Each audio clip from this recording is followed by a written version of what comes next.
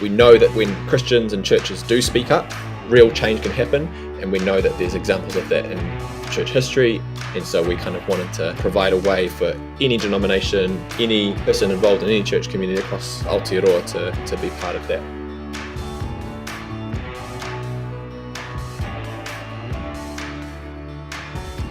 This is Down to Earth Conversations, where we hear from ordinary people who are helping to bring a bit of heaven down to earth.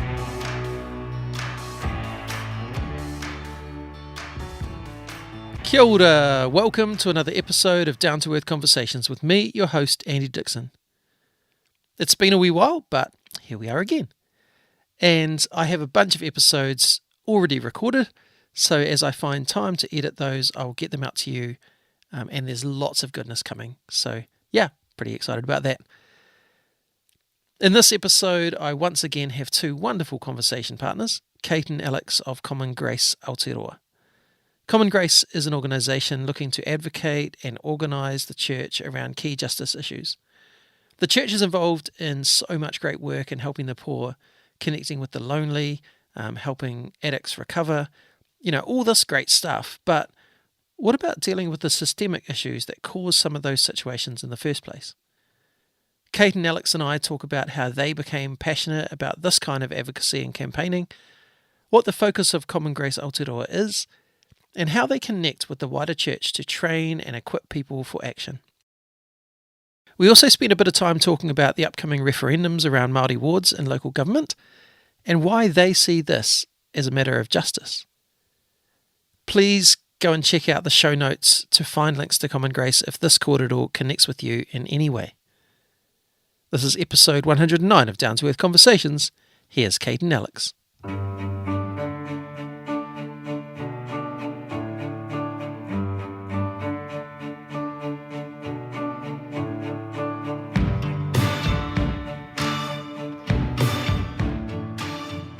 Kate and Alex, kia ora, welcome to the podcast. Kia ora, thanks for having me. Good to be here. Can you just each introduce yourselves a little bit for those who are listening? Sure. So I'm called Kate Tuka Ingoa, and I am a Pākehā, grew up in Christchurch and now live in Wellington. So I'm one of the co-directors of Common Grace Aotearoa. Kia ora, I'm Alex, and also Pākehā. My ancestors whakapapa to Scotland and Ireland mostly. Born in Osipoti, Dunedin, and living now in Whanganui, my wife and daughter. The other half of Common Grace Aotearoa, working alongside Kate. Nice.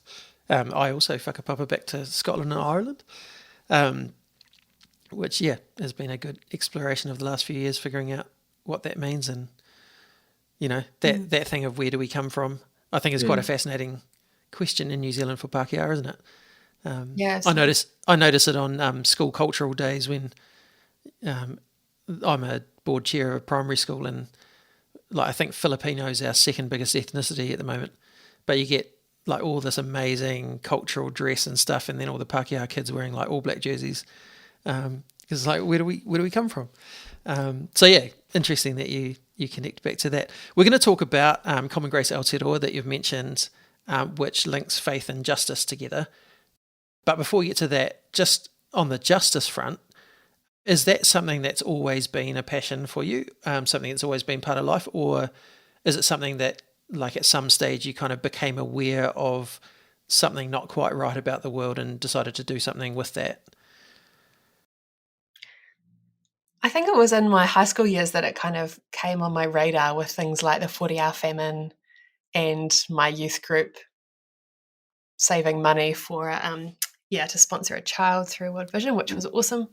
But coming into sort of my university years, I got involved in a food rescue program in Christchurch, collecting leftover food for the city mission. Cool.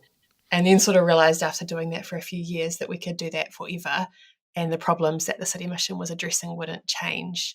And so that led me to want to get involved in addressing the root causes of those kind of social problems through advocacy and campaigning, which is what I got involved in and what Common Grace is focused on now.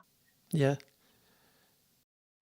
And for me, kind of in my upbringing, I guess grounded in kind of a faith that thought about justice and thought about issues in the world in an integrated way. So grateful to my parents for that. But it was really when I got to university and kind of got very overwhelmed and introduced to the climate crisis as an issue, and kind of that sort of all-encompassing realization moment that I had of like the scale of the problem of climate change and the injustice of it. So who's being most impacted, being those that have contributed the least, those in the majority world who already face so many challenges. And so kind of got fired up to just throw myself into that space. So I got involved in a lot of activism groups at university, climate justice focus groups,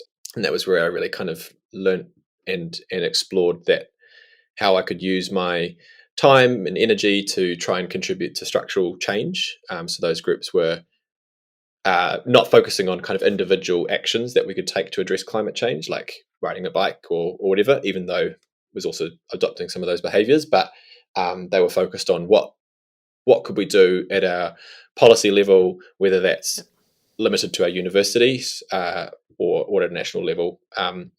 So a mixture of working to kind of campaign for our university to divest from fossil fuel investments, as well as national level campaigning around public transport and things like that, was really where I discovered this vocation. Really, is what I'd describe it as a vocation and a calling to lean into that structural change space.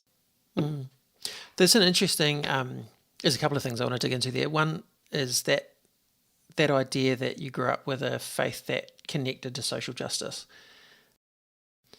It's interesting looking at different faith traditions, I guess, that some people are like you and that's a real natural connection.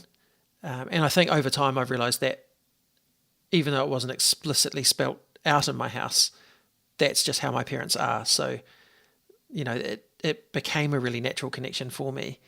And yet I've had other people who, I studied with a guy at Laidlaw who was going to a church and he was doing a social justice focused research paper and got told by someone in his church that the Bible doesn't talk about social justice.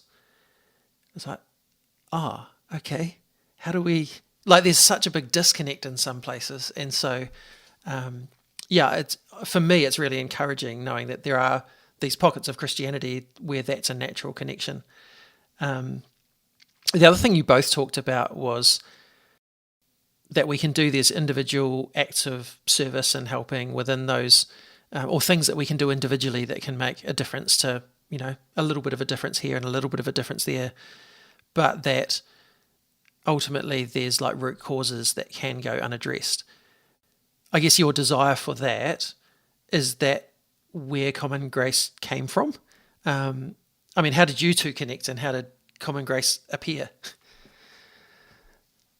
Great question. So Alex and I got to know each other ages ago. We were flatmates for a while and part of an Urban Vision team together in Wellington. Common Grace, sort of the very seeds of the idea, came from conversations that we had after each working in advocacy roles for a number of years. So I worked for the Anglican Diocese of Wellington as a climate campaigner, mobilising the members of the church to take collective action on climate, in our region, and that was really, really awesome. And what I learned through that was that there is huge appetite among Christians to take strategic actions together to address these huge issues that we need collective action to solve. Just wanted to take that further, really, with more issues, working across denominations and working nationwide to grow the potential of the grassroots church speaking up together about these things that just matter so much, and that God puts on many of our hearts. But we don't always know what the next strategic thing to do is. So our conversations kind of led us to both quit our jobs and form a new charitable trust that Common Grace is. That was in about 2.5 years ago. So we're just entering our third year. Anything you want to add to that, Alex? I guess we kind of Kate working in a church institution and me in a kind of secular campaigning role, we'd both dabbled in kind of trying to organise and mobilise the church around different campaigns with some success and some good examples that we could draw on. But like Kate said, there's the potential. We saw the potential for so much more, and also saw the limitations of the church as a whole, in currently in the way that we currently do church, of around Sunday church based services, pathways for people to step into social justice work as an expression of their faith aren't necessarily there in the Western model of Sunday church that we have, where you go to worship God and you can participate in local community initiatives or local forms of mission, but or youth group or leading worship or whatever the avenues might be to step into some sort of leadership or outworking of the faith, but that there isn't necessarily a space or a way to do that, to outwork your faith towards kind of tackling structural change issues as an expression of your faith. So we recognize, I guess, a gap in the discipleship of Christians or the potential of the church to be like forming holistic disciples. And so Common Grace is kind of an attempt to provide that pathway for people who have that heart and want to act on it, that both, or if it's a church that has that heart collectively and wants to find resources and ways to engage that meet the needs of their congregation, we hope to try and kind of meet some of that gap, both for individuals and then for churches as a whole. So, it's kind of, I guess, we know that when Christians and churches do speak up, we know we've been involved in tangible examples of that happening in New Zealand, that there's real change can happen, and we know that there's examples of that in church history and overseas, and so we kind of wanted to try and scale up and provide a way for any denomination, any person involved in any church community across Aotearoa to be part of that. Yeah. You talked about the appetite there is for collective action. Do you think that's because some of these problems are just a bit overwhelming and we're like, what do I do about that? And then when we band together, it feels like there is a possibility of doing something? Yeah, certainly, problems like climate change, which are huge, and there's, so many facets and so many ways that we need to respond to those problems. They need a solution that's kind of, comparable to the scale of the problem for us. Otherwise, it feels a bit pointless to do our drop in the bucket, even though that is an important thing to do as well. So, with responses to climate change, just using that as an example, need to be collective, or are most effective when they're collective actions targeting those with the ability to actually make the changes on the scale that we need. And so that's government decisions, it's local government decisions, it's the incentives for our largest companies, and for all of us, the incentives that are on us, in terms of that affect the behaviours that we choose and enable us to take actions that reduce pollution. So when we act together, we can have influence that shifts those big systemic decisions. So that's where we'll get, I guess, the best bang for buck in terms of our time and energy. But it also is, it's really empowering to be part of movements for significant change. And we know that it is effective. It is, that is how change happens. So we need more of that, and we need more people with the skills to lead more campaigns like that to get the changes that we need. In saying, like, we know that this works, we know we can do it, what are some sort of tangible examples from your involvement or, stories from the church that you look back on and go, this is when the church stood up and made some real change? Are there any of those that kind of inspire you towards what you're doing? Yeah, so many. I guess there's like the well-known ones in church history are things like the Clapham sect and William Wilberforce's effort to end slavery in the British Empire, and Christian faith being a key driver for that, as well as the civil rights movement and the role of Dr. King and other faith leaders in driving the civil rights movement in the States, and as well as the anti-apartheid movement in South Africa and the role of Archbishop Desmond Tutu. And then here in Aotearoa, there's kind of the leadership of Te Whiti and Tohu at Parihaka, and kind of forging a non-violent way of resisting colonisation. And then we know that there has been, there's a long whakapapa of faith leaders in movements here in Aotearoa, like the anti-nuclear movement, having a big St. John's Theological College being a big hub for activism in the anti-nuclear movement and the peace movement, and similarly the Springbok anti-Springbok tour protests and things like that. So yeah, we're definitely not starting something that hasn't been done before. We're just continuing in a tradition of Christian leaders being active. Yeah, in our own kind of experience and the groups that we've worked with,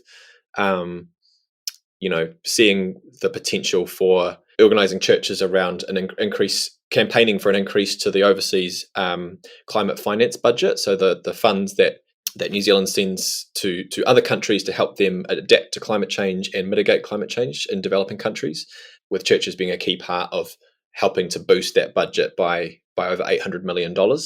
So, when you think about a church that might fundraise for an individual mission project, they might be able to raise, $10,000, for example, for an individual mission project, but to be part of a campaign that led to an extra $800 million going to developing countries on the front lines of climate change is a huge scale of impact that we can have when we take part in these bigger campaigns for change. Yeah, that's pretty cool. I'm really inspired by the living wage movement, which is international, but since starting in New Zealand has been hugely influential in bringing faith groups, unions, and community organisations together to call for wages on which people actually can have a decent chance of participating in society. And that those have slowly ticked away. I think in Wellington it took 6 years, and Christchurch probably similar, to get large public sector employers to pay their staff and contractors a living wage. And they have been successful. There's hundreds, if not thousands now, of workers who are receiving a living wage, enough to live on, because of the campaigning of, really strong church involvement in those campaigns, and just keeping going for years, and they win, and they've changed the way that we think about wages in New Zealand, and they'll continue to get wins. That one's been really significant as well. Yeah, cool. I find stories like that really disheartening and encouraging at the same time, because disheartening because the fact that we had to fight to get people paid a living wage seems ridiculous to me, but the fact that people did, I think, is really encouraging, and that things changed. So yeah, some great examples there. And I think it's important to remember as well that we stand on the shoulders of others. Even having a minimum wage, people campaigned for that. And paid parental leave. I still met women who, when they went through parenthood, they didn't have access to that, and now we enjoy the benefits of campaigners that have gone before us and changed things, and we can contribute to that for those coming after us. Yeah. In saying that, it's something that, you're not starting something new here. There also aren't that many faith-based organisations with this as their primary focus, are there? Like, I know that organisations like World Vision and Tear Fund and people like that mobilise around certain campaigns from time to time, but it's not their primary focus for the most part. Are there other organisations trying to do what you're doing, or have you found a bit of a gap, and is that one of the reasons you've stepped into this? There are existing organisations who we think are awesome, like the Salvation Army Social Policy Unit, cool. Caritas, New Zealand Christian Council for Social Services. There are definitely others who have faithfully been lobbying and advocating for years. I think the things that are different about Common Grace is that we're first of all, we're trying to mobilise the grassroots church and actually build people power to win campaigns. The second thing that we're doing, which Alex mentioned earlier, is trying to apprentice people and mentor them into the skills that are needed for this ministry. Just recognizing that we kind of, we learned a lot and made a lot of mistakes along the way that hopefully we can prevent other people having to make.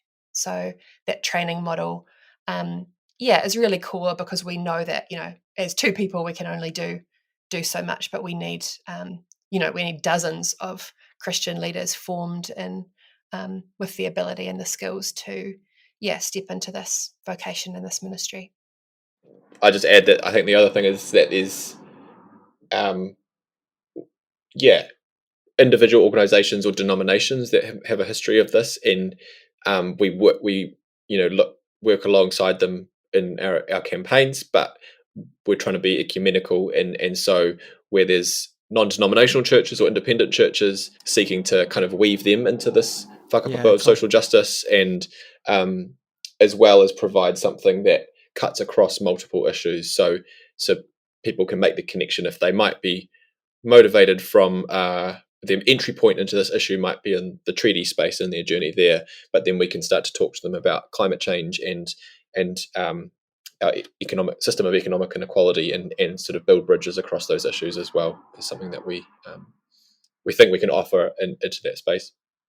I really like the idea of mobilising people to help people have a better understanding of how to go about this, because I think so many people are just like, this is a problem, but I don't know what to do.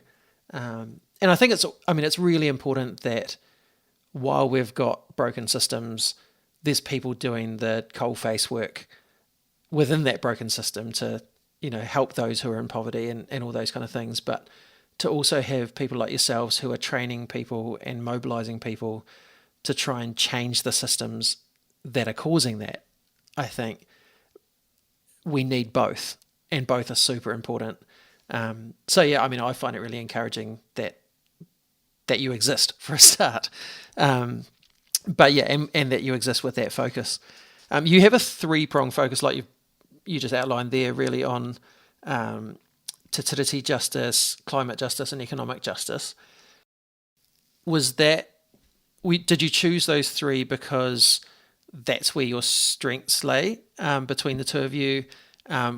Or is it that you see those 3 things as kind of 3 major overarching things which other issues sit underneath? Or, how did you land at those 3 as your focus?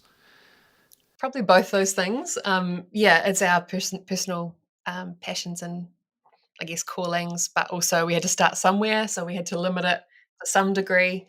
The issues are still huge, so we haven't done so well, but that's our starting point. Yeah, I think we do see these as 3 critical issues, not the only ones, but there's a good intersection across them, and then also I think the for example, we saw that there's some other groups like in the international development space we've mentioned, World Vision and Tier Fund doing great work in those spaces, and so maybe we don't necessarily need to be running advocacy campaigns on international development, and those organizations can lead that work, but there's with a kind of domestic lens on across these issues, there's less activity from church organizations or faith-based organizations across these issues at a kind of political level, and so that's what we wanted to try and focus on, just as a start, as Kate said, as a starting point. Yeah, cool. I was thinking about the criminal justice system as I was preparing for this, because that's one of my passions. I've worked with guys that have come out of prison before I started working for churches, and actually all the way back on episode 1, I talked to a social worker who worked in that kind of space, and he talked about the brokenness of the system and stuff, and I was thinking, it's a shame that's not one of them, and then I went, hang on a minute, like Te Tiriti justice and economic justice are huge when it comes to the criminal justice system, and actually addressing both of those would change the criminal justice system inherently. While also appreciating you can't do everything. So it's good to have some things to focus on. I think as well, like it's been a learning over many years that, one of the antidotes to being overwhelmed and despairing at the state of the world is just choosing some focus and trusting God will raise up other people, and that just trusting that it's not all on our shoulders. Totally. Yeah. So, like, thinking of it not all being on your shoulders, there are only two of you. So how does Common Grace actually work? Is it you two doing all the training? Is it are there others involved? Do you have like what sort of size are we talking about in terms of people that are getting involved in Common Grace at the moment, and what does it look like? So each of us works 3 days a week, and we lead teams. So, like I mentioned, we mentor or apprentice advocates who are trainee advocates in our campaign teams. So each of our areas of work has a team of volunteers who give about 5 hours a week to make the campaign happen and learn by doing. And so we're strategizing together and figuring out what to do next together, and actually doing the tasks. And we also have an amazing technology manager who volunteers with us as well, which is, she's just does amazing stuff with our systems and our websites. Cool. Yeah, so that's the bulk of it. And then we have an amazing board and other volunteers who chip in from time to time as well. And then, those teams are kind of helping drive the campaigns alongside us. And then we have kind of built up a bit of a database or an email list of people that we email to invite them to take action in the campaigns at certain points. So, that's kind of grown a lot in the last year, which has been great to see in terms of people that just, find us through one of our campaigns or hear about one of our resources, and then we can invite them to take action. So, real key part is that there's only so much that Kate and I could do. It's when there's passionate people who take up, say, a resource like a submission guide and run a session in their church to invite 10, 20, 30 people in their church to make a submission on a really important issue. Suddenly that is able to scale up across the country. And so our kind of model is built to try and resource churches as well as individuals to take part in collective action. And so that has been a way that we've been able to grow our reach and spread, particularly in the treaty justice space in the last year. So now we've kind of been able to have resources shared out into several hundred churches, and our network of people that we can invite into action is sitting at around 3,000 people. Cool. Which is been a really good space, and so we want to honor the way that people are leaning in and getting involved. It's definitely trying to build it as a movement rather than just as like a sort of top-down kind of organization, that there's real leaders in local churches who are picking up the campaigns and bringing them into their local context. Yeah, cool. I will add that resource constraints are very real. So if anyone listening would love to resource this work, we would welcome that, and we could do more. Yeah. Well, let's ask how could they do that before I carry on. You're talking volunteering, financial, all of the above? Yeah, both of those things. So we because we're an advocacy organisation, it's hard to find grants to support this kind of work. So we rely on really generous team of donors who support us.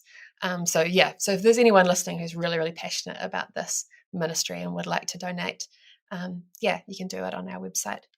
To give people an idea of what you've been doing, what are some of the kinds of campaigns that you've done in your first couple of years? So there's three campaigns that we've had up and running, and one in each area. So in the climate space, we started a campaign looking at tackling some of New Zealand's biggest industrial polluters, so kind of large factories like our steel producer and aluminium producer, that a few of these select industries receiving free carbon credits from the government to subsidise their pollution and incentivise business as usual. And we thought that there was a need for change in this space, and that could achieve real tangible emissions reductions across the country. And so we're campaigning for an end to that system of free carbon credits and alternative solutions that can support industry to decarbonise. And that's working with a coalition of organisations to push for that. So that's our climate campaign focus, looking to try and sort of get the government to legislate to transform this system, and working to try and get other different political parties on board with that. And then Kate, I'll let speak to our economic justice campaign. Yeah, so our economic justice focus is on energy hardship. So the fact that everyone in New Zealand should be able to afford electricity, but unfortunately, thousands of households can't afford it and get disconnected because they can't afford to pay. So our campaign has been looking at, calling for stronger protections, particularly for people struggling with power prices. And we've been looking at really low-hanging fruit where small changes can make a tangible difference for people. So we're calling for a ban on disconnection fees, which hit, only the households that have already shown they can't pay. Yeah. And we've seen some success there. We've seen Contact Energy, which is the second largest power company, voluntarily announced 12 days after we launched research and a petition on this topic. They said that they would no longer charge those fees, which is really cool. awesome. So we're looking for other companies to follow suit, and we're calling on the Electricity Authority to permanently ban those fees. We've also been calling for actual mandatory rules for power companies about how they interact with consumers.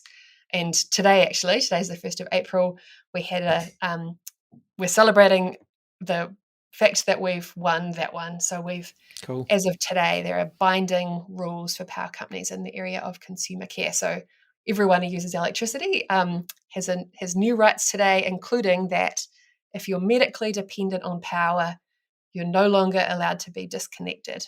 That's one of the new rights. Awesome.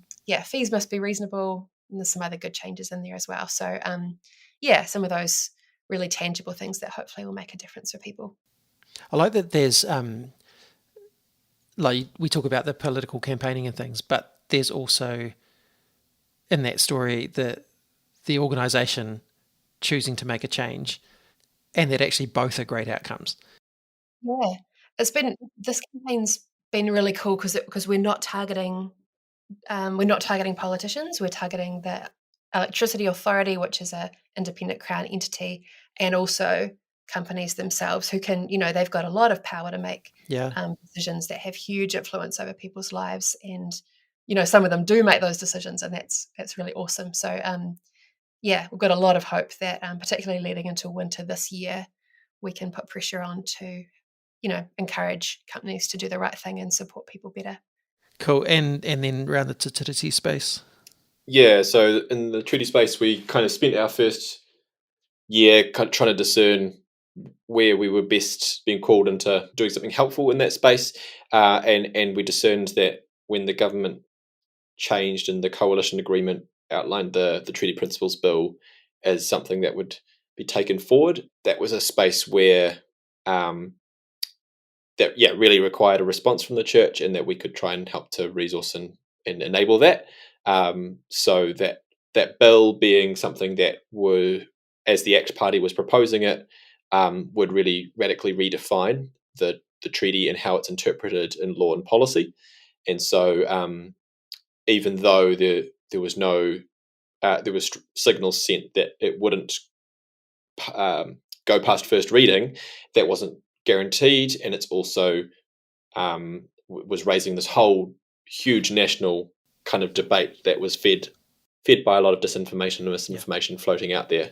So we felt that there was a role we could play to resource churches to have their say on the treaty principles bill. And so we were mobilising submissions last year, as well as supporting the hikoi mō te tiriti that was going through the country, and how churches could support that or host people who were going on the hikoi. And then we also rolled out a kind of treaty education program for churches called Belonging in This Land, which any church around the country can run. And now we've had about 300 churches run that course over the last year, which just is kind of a really good 101 from a Christian perspective of how we understand our place in this land as Christians, our place as tangata tiriti and tangata whenua, and how the role of the church, in forging the treaty, and the breaches and disposition that took place after the signing. And so that's kind of that was trying to lay the groundwork so that churches could be at a good starting point to then engage in the treaty principles bill debate and national conversation. I think it was through that campaign that I first became aware of you and did my submission through Common Grace. What does that look like from there's these submissions that can happen, you're helping mobilise submissions, and then what do you do with that? Like practically, what's the next step in that plan for you guys? How did that work out? Yeah, we actually so we heard back from some of the people analysing submissions that the Christian voice came through loud and clear in the submissions that they were reading and analysing, and that's hugely heartening that hundreds of people raised their voices there. So at the moment we're waiting for the report from the select committee, and we're waiting to see what the government will do with those, unprecedented number of submissions, in terms of, will it influence their decision? Hopefully the government does go ahead as planned and not let the bill proceed. So while we're kind of waiting on that front to hear what happens next there, we've switched focus to look at the Māori wards referendums that are happening around the country alongside the local body elections in October. So there are 40 plus regions of the country that will, everyone will be invited to vote on whether or not to keep their Māori ward, which is like a Māori seat around the council table. So we want to support churches to have conversations around that, to understand what Māori wards are and why they've been really, really valuable, and encourage churches to help get out the vote in support of Māori wards. I had Andrew Judd on the podcast, I think back on episode 21 or something, talking about that, because he's like a huge campaigner in that area. So if you're listening and you haven't heard that, go and have a listen to that, because it really highlights why that is an important discussion. But yeah, great that you guys are getting on that waka as well. As a couple of Pākehā entering this Te Tiriti space, how do you do that well? Because I know you'd be wanting to do it in partnership with Māori. So what does that look like for you? Yeah, so there was a big, as I said, mentioned that kind of big discernment period where we were trying to figure out, as a organisation just starting out and being led by two tangata tiriti, where was a meaningful way we could contribute in the treaty justice space.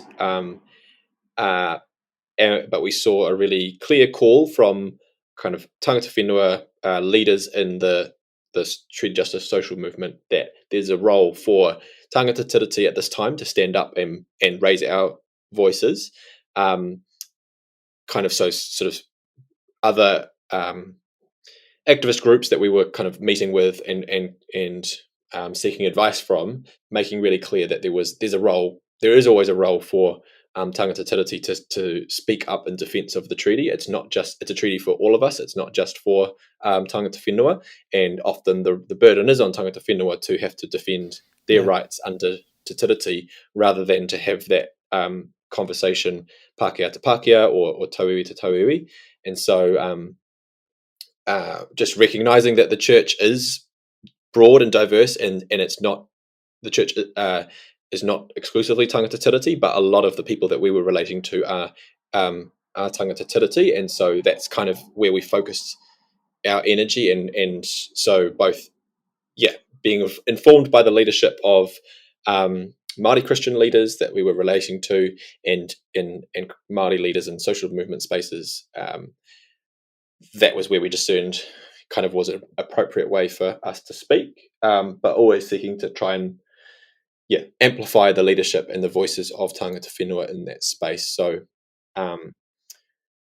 bringing those voices into, people like Jay Ruka, Māori Christian leaders that are out there that are have really prophetic voices, and how can we get those voices to be heard in as many spaces in the church as possible. And that was what our Belonging in This Land series was trying to do.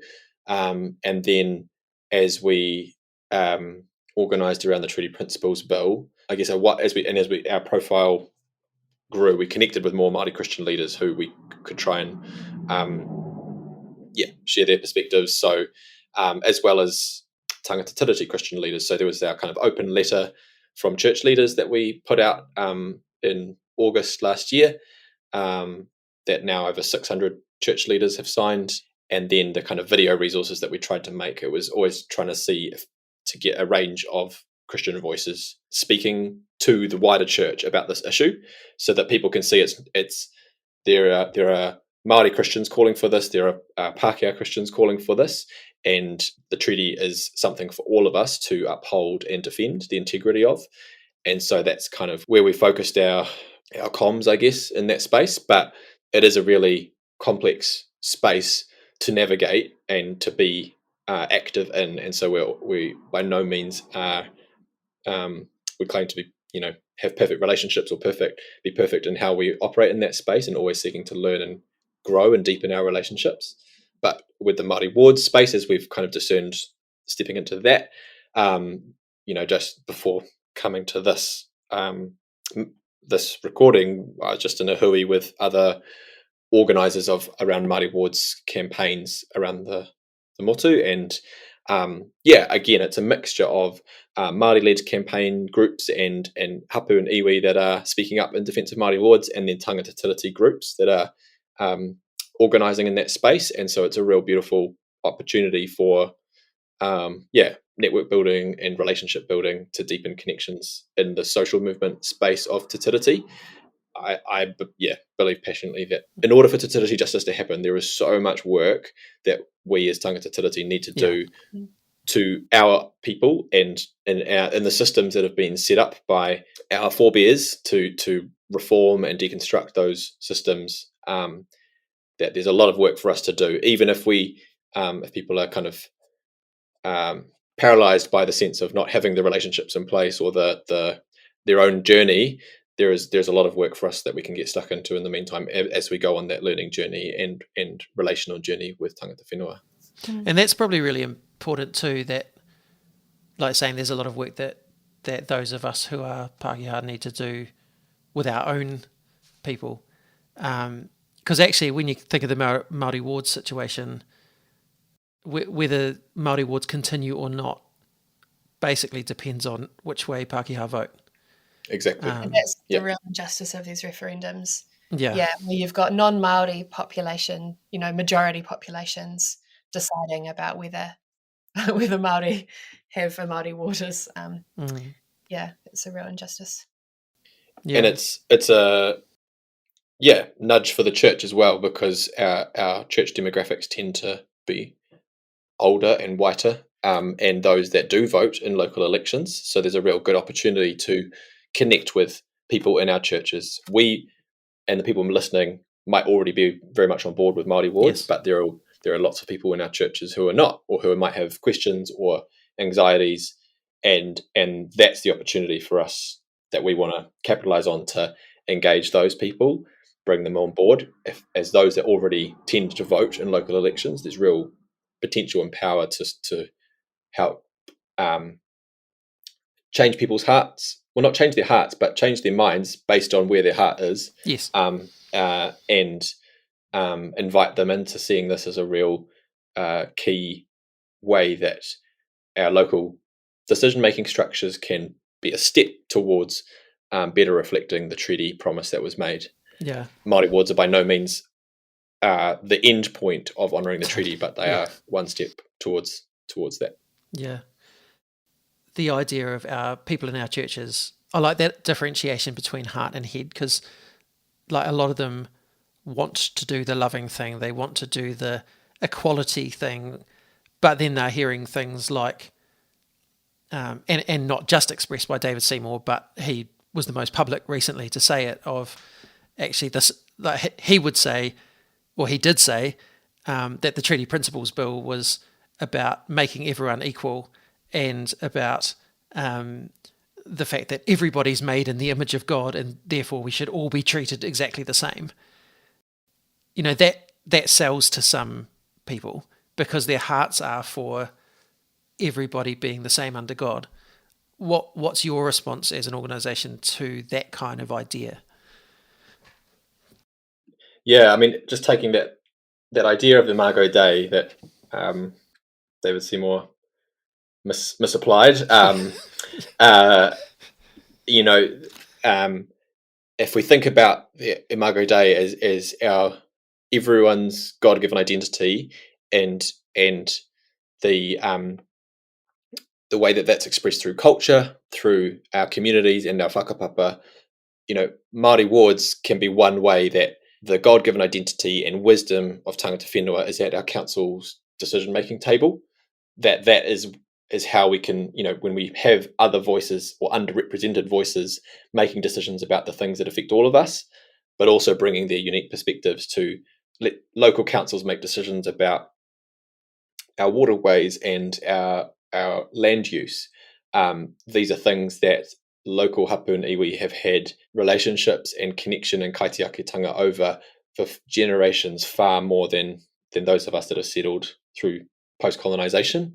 And that is a wisdom, and that is a leadership that can be brought to our local government decision-making table that is more reflective of, I would say, of the Imago Dei, of everyone being able to bring who they are to making decisions.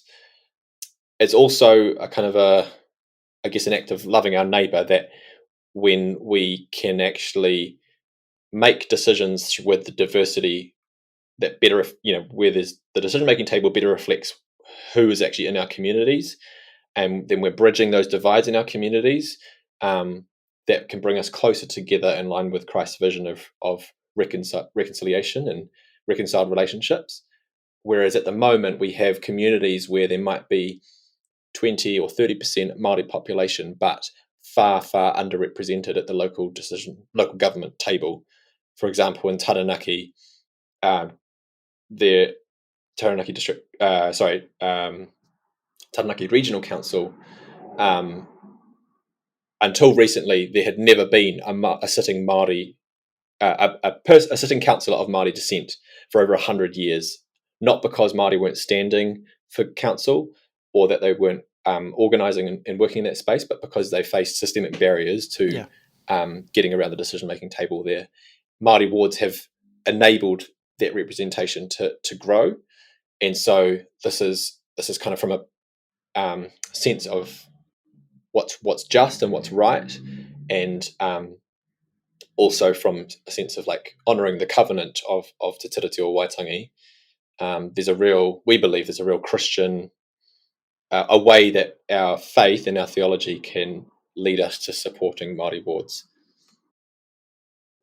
So if we can kind of connect with people from, if they start with the messages they might have come across in the media or through, on social media, and starting at the head point, they might initially start from a place of, this is unfair, this is divisive, or this is not equality or democracy that I believe in.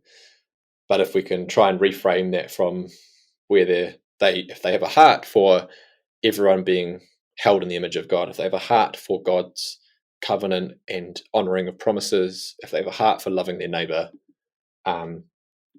we hope that we could then speak to them about this issue in a way that might change their mind. Yeah, some really, really great things to chew over as we get further into these kind of, or further towards these realities of voting and things like that. So, yeah, really glad that you're doing the mahi that you're doing. As we get near the end of our kōrero, what is next for Common Grace Aotearoa? So, yeah, we'll be working away at the leading up to the October referendums, in how we can resource churches to engage in the Māori ward conversations. So that'll be, people can expect that to see some comms on that from around May onwards. We'll be continuing with our other campaigns in the climate space and economic justice space. There's organising that we're doing in our climate campaign to try and speak to a range of political parties about the system of free carbon credits. We do have a national election coming up next year, so we want to try and get these ideas out there, and there'll be ways that people can get involved in that throughout the year. And then, Kate, do you want to speak to what's coming up for winter for the Power campaign? Yeah, so with winter fast approaching, we've got power prices rising. We are encouraging people to phone their power company and ask whether they're taking proactive steps to prevent hardship, just in that context of rising prices and extra financial pressure on people. So we're asking if the companies will proactively stop charging disconnection fees, whether they'll proactively check that all their customers are on the right plan for their energy use so that they're not overcharging people. Yeah, that's a really practical step that people can take if they just reach out to the company and ask those kind of questions, and check as well that they're on the right plan, so that we're not being overcharged as well. Yeah, so that's the focus for us over the next few months, and really putting a spotlight on whether those with the means to do so, the power companies and the government, are responding to the increased hardship that people will face as a result of prices just going up. How can people find you, support you, get involved? Where do they go? So they can go to our website on commongrace.nz to get involved in our campaigns or sign up to our mailing list or make a donation. We're also on Facebook and Instagram, and there's ways people can kind of sign up to our mailing list is the best way to just hear updates on all the campaign areas and take action at different times. But if they do want to get more involved in potentially volunteer in one of our campaign teams, or run a session of belonging in this land in their church, for example, then they can get in touch and we'll resource try and get people as involved as we can, as our capacity allows. Yeah, the Belonging in This Land course is available for free at the website treatyandbelonging.nz, and that's 2 90-minute sessions any church can run, by video. We've tried to make it as easy as possible for anyone to be able to host that, and really encourage people to check that out at treatyandbelonging.nz. Well, thank you so much for giving up your time this afternoon to chat. Thank you for all the passion that you have to make change, the passion you have for church to get involved in this, and ultimately thank you for what you're doing to bring a bit of heaven down to earth. Cheers. Thanks so much for having us. Thanks, Andy. Hello, hello, heaven. Will I hear you whisper to come near? I feel like we just scratched the surface on most of what we talked about. So if you want to go deeper, please reach out to Kate and Alex, or have conversations with me, or find other avenues of educating yourself on these key issues.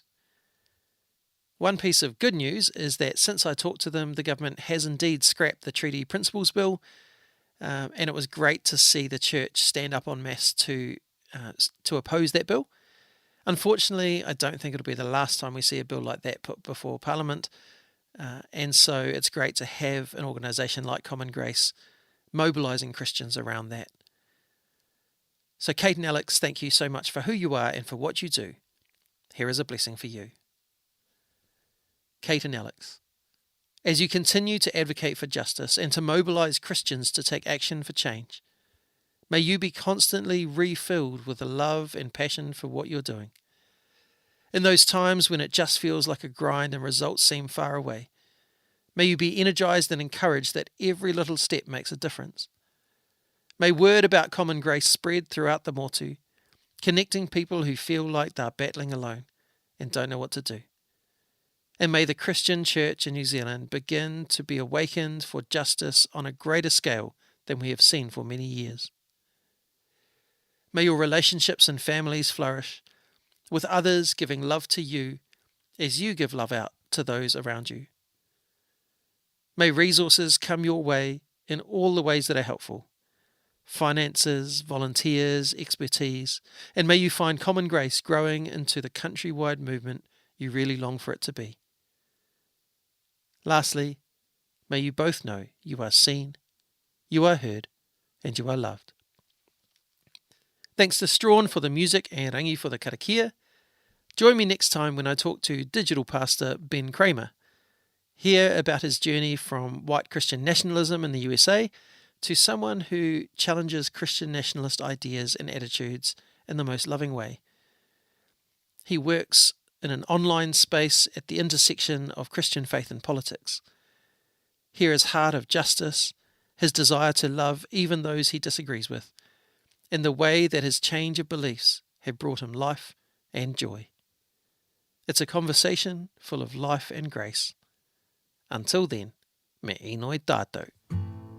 E tō mātou matua I te rangi, kia tapu tō ingoa, kia tau mai tō rangatiratanga, kia mea te tau e pai ai ki runga ki te whenua, kia rite anō ki tō te rangi.